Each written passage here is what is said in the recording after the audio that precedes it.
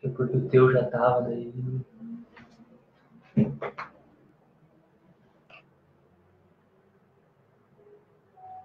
Estamos ao vivo. Olá, bom dia, pessoal.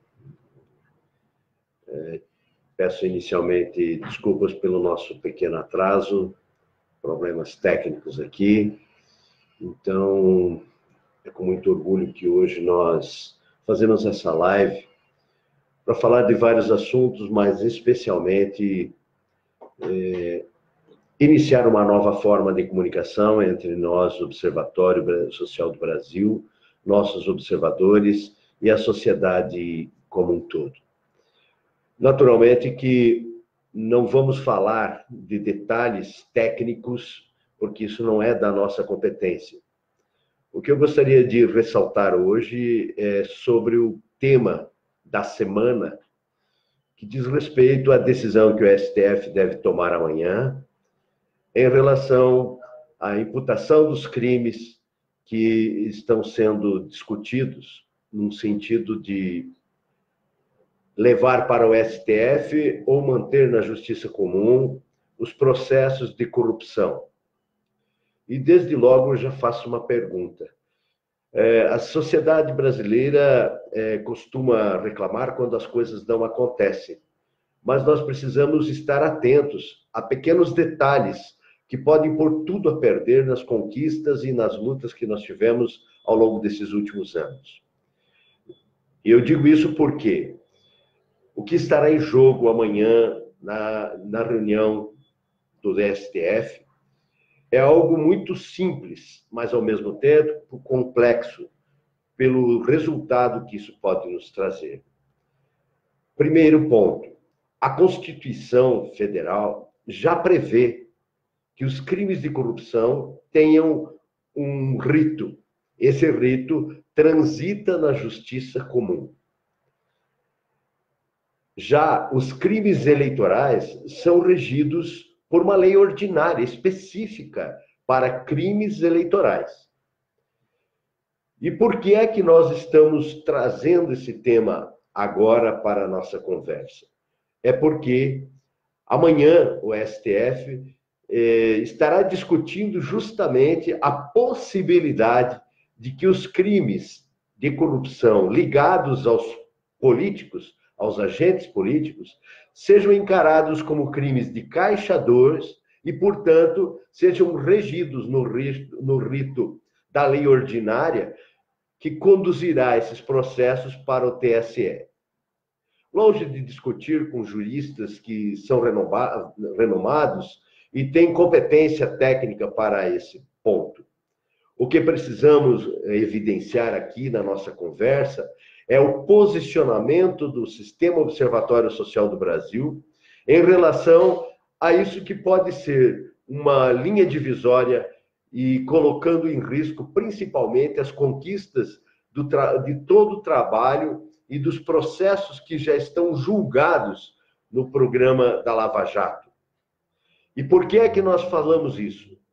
Porque há uma tendência, uma intenção, e isso nasceu na primeira turma do STF, de entender que os processos contra políticos que utilizaram de recursos de corrupção como caixa 2.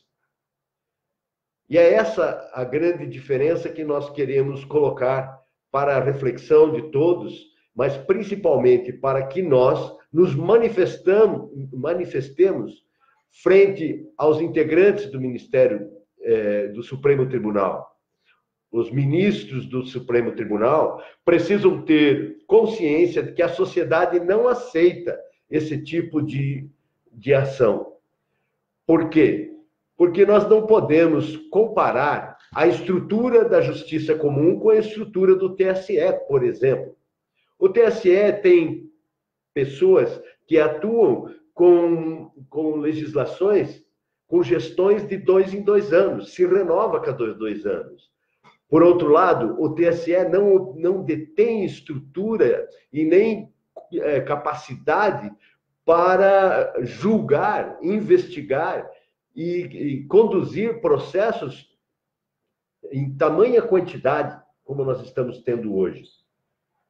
Então, o problema principal é este equívoco ou essa intenção destemida de tornar os crimes de corrupção em crimes eleitorais.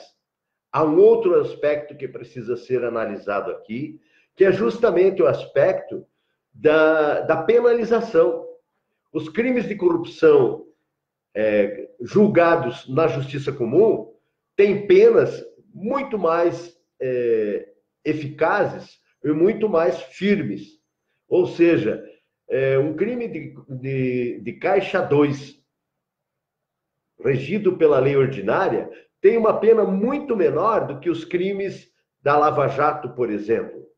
E é nesse aspecto que há essa intenção, e essa intenção é clara por quem está envolvido em crimes de corrupção. Levar para o TSE significaria dizer que, primeiro, os processos vão entrar num ritmo muito menos acelerado, vão levar anos e anos para serem julgados, serão prescritos, vão prescrever e os corruptos continuarão livres. Então, a razão dessa nossa transmissão aqui hoje não é outra senão deixar clara a posição do Observatório Social do Brasil, de que nós não concordamos e que nós entendemos que seria importantíssimo aos ministros serem convidados a repensar e a decidir dentro do interesse social do nosso país. E o que é que você, cidadão, o que é que nós, cidadãos, precisamos fazer para sensibilizar esses ministros que ainda não decidiram, mas que estão fortemente inclinados a decidir por entender que esse processo deve ser julgado como crime eleitoral?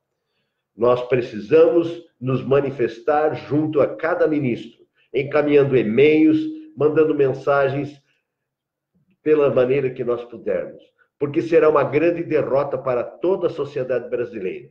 Nós não podemos correr esse risco.